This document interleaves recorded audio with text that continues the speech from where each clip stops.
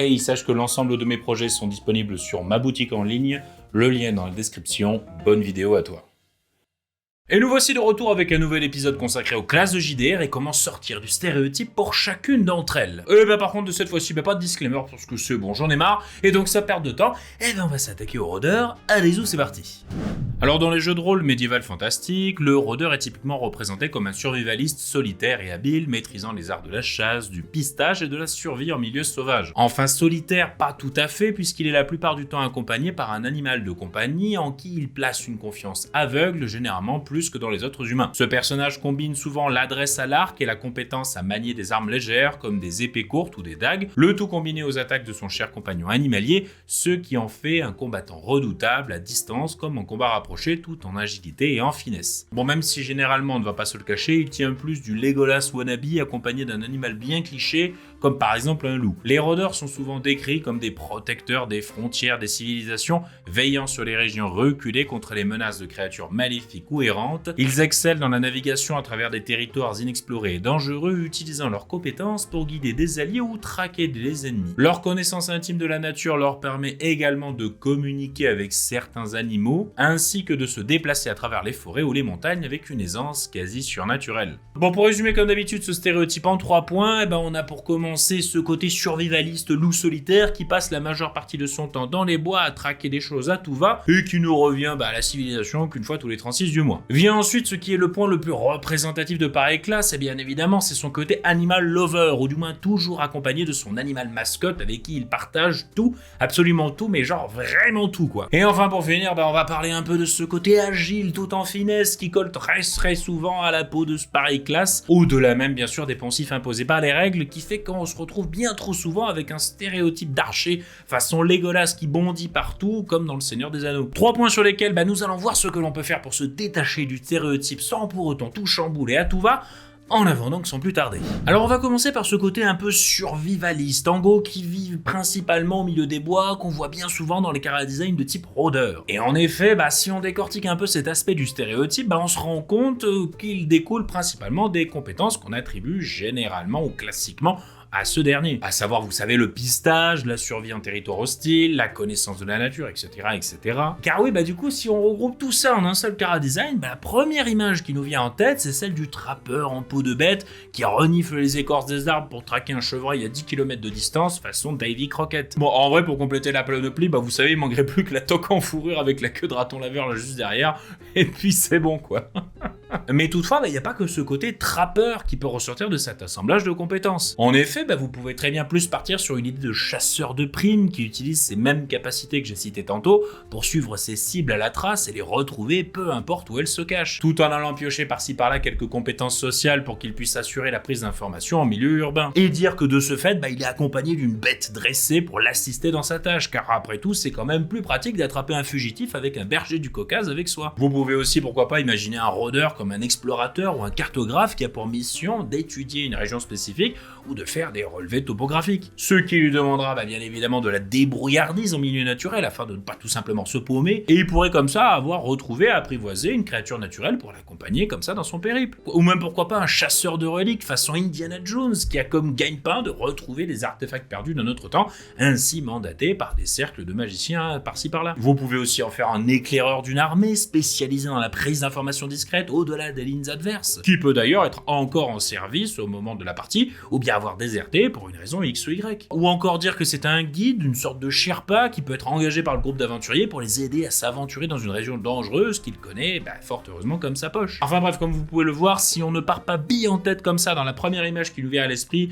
mais qu'on essaye plutôt de réfléchir individuellement à chacune des compétences type du rôdeur, on arrive largement à trouver tout plein d'idées qui diffèrent du stéréotype sans pour autant partir diamétralement à l'opposé et garder ainsi les compétences clés liées à cette fameuse classe. Bon alors il est temps quand même de parler d'un aspect du rôdeur qui est hérité directement d'un point de règle et qui saoule pas mal de maîtres du jeu. Je veux bien sûr parler des animaux de compagnie. Alors je vous cache pas que je fais un petit peu partie de ces maîtres du jeu qui sont vite saoulés par ces petites bestioles là paumées au milieu d'un groupe de PJ. Bon attention, sans forcément non plus être complètement fermé sur le sujet bien évidemment, mais il faut admettre que ce genre de sous-personnage qui est un animal de compagnie amène quand même parfois plus de complications que de réel bénéfice au sein de la narration. Je veux dire rien que par exemple au niveau du rythme des combats, ça veut dire que celui qui joue le rôdeur va devoir jouer le tour de son personnage, mais également celui de son animal. Du coup, ça prend au pire des cas 2 fois plus de temps. Et aussi, il faut le faire bouffer ce truc, du coup c'est encore quelque chose à en prendre en compte dans le barda des personnages. D'un autre côté, ça fait aussi un perso à gérer lors des interactions avec d'autres PNJ. Je veux dire, si par exemple les PJ sont reçus à la cour d'un roi, va falloir prendre du temps pour déterminer si oui ou non l'animal de compagnie peut venir ou pas, si c'est logique, et du coup s'il vient pas, qu'est-ce qu'il fait, où il est, enfin patin couffin. Et ça, ce petit souci, ça va un petit peu pour tout. Je veux dire, est-ce que l'animal peut rentrer dans tel ou tel type de transport?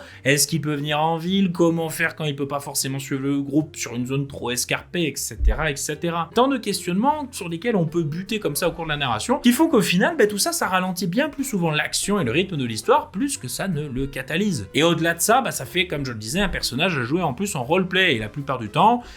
le joueur rôdeur un petit peu trop enthousiaste sera soit beaucoup trop insistant sur la présence de son animal à tel point que ça deviendra vite relou pour tout le monde, du style il va faire des tirades longues comme le bras pour raconter en long, en large et en travers ce que son loup apprivoisé fait à chaque instant, soit au contrario il ne mettra pas assez d'emphase dessus, ce qui fait qu'on finira carrément bien vite par oublier qu'il existe cette pauvre bête autour de la table. Et du coup on en vient légitimement à se demander si la présence d'une sorte de sous-personnage à moitié là a vraiment du sens en fait, du moins au vu de ce que ça apporte en termes de narration. Et je veux dire que c'est même un problème qui se pose de manière assez flagrante dans les fictions. Prenez par exemple l'ours apprivoisé de la rôdeuse Vexalia dans Legends of Vox Machina, qui est une série animée inspirée de la campagne de jeu de rôle Critical Role. On sent qu'il est là, mais le narrateur ne sait pas trop quoi en foutre quoi. Ce qui fait qu'il est même carrément laissé de côté pendant une grande partie des 2 saisons. Et pour tout dire d'ailleurs, j'ai même carrément oublié son blaze, c'est dire au combien il est pas du tout exploité. Et là-dessus, il y a pas vraiment malheureusement tant de recettes miracles que ça, mais toutefois ce que je pourrais conseiller pour éviter de tomber dans cette sorte de gadoue narrative,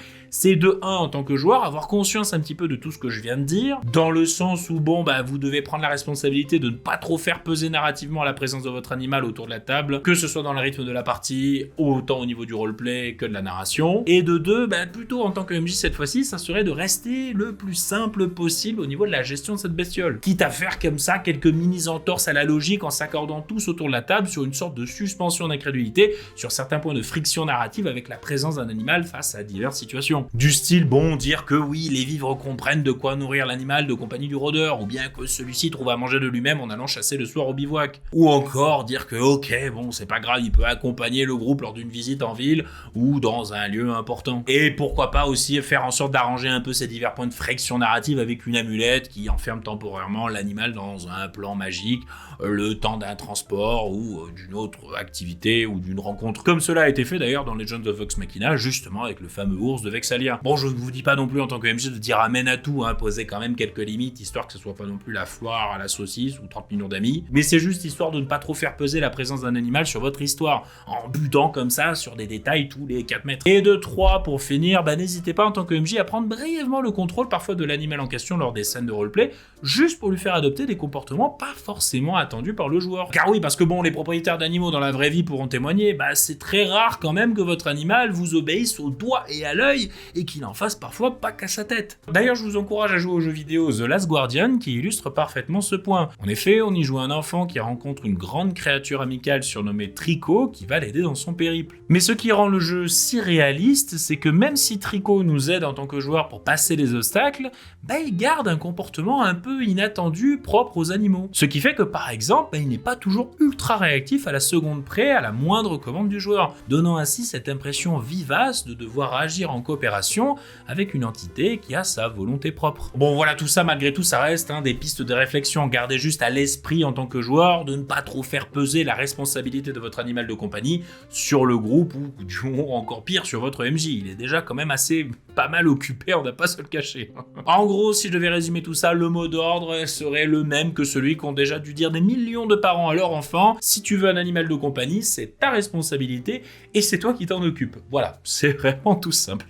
Et enfin, pour finir, il faut qu'on parle quand même un petit peu de ce poncif qui veut qu'obligatoirement on associe le rôdeur à l'archétype du combattant agile qui bondit partout, généralement armé d'un arc et de lames courtes. Alors il est vrai que pareille prévalence pour la dextérité se ressent même dans les règles où pas mal de sorts et de capacités du rôdeur font bien souvent appel justement à cet attribut. Toutefois, il est tout à fait possible d'envisager d'autres chara-design pour un rôdeur en emportant l'emphase sur d'autres capacités, d'autres attributs ou d'autres compétences. Par exemple, je ne sais pas, vous pouvez faire un rôdeur basé sur la force ou la robustesse, une sorte de solide gaillard comme ça, maniant un imposant marteau et accompagné d'un ours, ce qui fait qu'il y aura 2 mastodontes comme ça qui fonceront tout droit dans la mêlée. Ou bien en faire un qui est basé plus sur l'intelligence, qui va jouer sur les pièges ou sur une approche plus stratégique des combats et des autres situations critiques, accompagné d'un petit animal sournois comme ça, comme un serpent qui se faufilera partout. Ou bien partir sur un rôdeur tout en sagesse, une sorte d'érudit lanceur de sorts qui est plus dans l'application pratique de son savoir plutôt que dans la théorie et qui pourrait être accompagné par un animal éthéré aux propriétés magiques qui servirait de vecteur pour ses divers sortilèges. Et pourquoi pas, tant qu'à y être, un rôdeur avec la blinde de charisme, pourquoi pas? Une sorte de montreur d'ours comme ça, comme on en voyait dans les foires d'antan, capable d'attirer le chaland par ses talents d'acteur et de saltimbanque. En fait, c'est vraiment pas compliqué si on pense plus le rôdeur comme un gars accompagné d'un animal de compagnie et qui s'y connaît en survie en milieu plus ou moins hostile, en fait on se rend compte que rien n'indique qu'on est forcément obligé de partir dans un chara-design de gars tout en agilité qui court partout. C'est juste que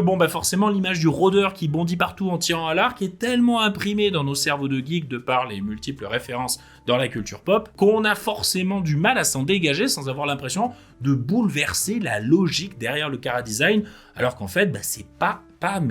du tout le cas. Et pour ce qui est des capacités ou sorts stipulés dans le livre des règles de votre JDR préféré, voyez ça avec votre MJ si vous pouvez un peu réadapter le tout pour coller au mieux au chara-design de votre rôdeur. Si possible, bien sûr, je dis pas de foutre le dawa, mais voilà, des fois, changer un petit sort par-ci par-là, et ça fait largement le café, et en avant, Guingamp. Et enfin, on va parler comme d'habitude du chara-design visuel stéréotypé de pareille classe de personnages. Alors le rôdeur, comme je le disais, c'est bien souvent un gars assez svelte, portant une armure de cuir teintée de tissu rappelant les couleurs de la forêt, et qui se bat avec un arc et des lames courtes. Déjà, comme je le disais, on n'est clairement pas obligé de rester avec cet arsenal. Je veux dire, même à distance, on peut troquer l'arc pour une arbalète, une fronde, des javelots, des armes de lancer. Et pour ce qui est du corps à corps, là encore, il y a de quoi faire avec des marteaux, des épées, des haches, etc., etc. D'ailleurs, sur ce sujet, un de mes jeux vidéo préférés, à savoir Guild Wars 2, a très bien réussi à faire varier la classe initiale du rôdeur en lui faisant adopter tout un arsenal différent d'armes qui conduisent à diverses spécialisations très différentes les unes des autres. Au-delà de ça, on associe souvent le rôdeur au milieu naturel de la forêt, mais là encore, ce n'est clairement pas obligé d'en faire sa thématique principale. Je veux dire, imaginez un rôdeur doué en survie en milieu marin, une sorte de vieux loup de mer comme ça, pirate avec un perroquet sur l'épaule et armé d'un trident magique qui revient après qu'il ait été lancé. Ou bien un rôdeur avec une apparence plus viking, spécialiste de la survie en milieu glacial, vêtu de peau de bête et chevauchant un yak laineux aussi imposant que brutal. Ou même carrément partir sur l'idée d'un rôdeur urbain comme un jeune garçon qui a vécu toute sa vie dans les rues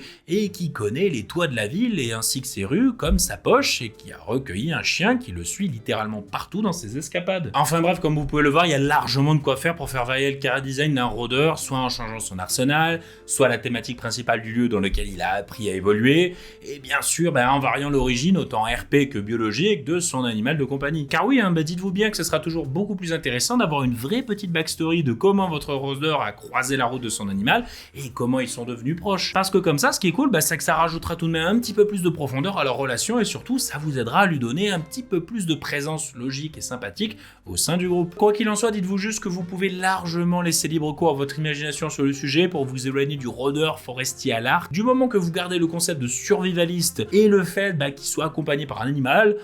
en fait, tout est bon quoi. Bon, bien évidemment, des conseils pour interpréter un rôdeur et aller au-delà de son stéréotype, il en existe comme d'habitude tout plein d'autres et à foison. Et je n'ai pas eu le temps, bien évidemment, de les traiter car sinon la vidéo durerait une plombe, vous vous doutez bien. Et je vous invite chaudement à compléter cette petite liste de conseils avec les vôtres en commentaire, on a hâte de voir tout ça. Quoi qu'il en soit, ça sera tout pour moi et comme d'habitude, je vous dis à dans une prochaine vidéo. C'était le Scénarurgien, ciao, bonsoir les studios.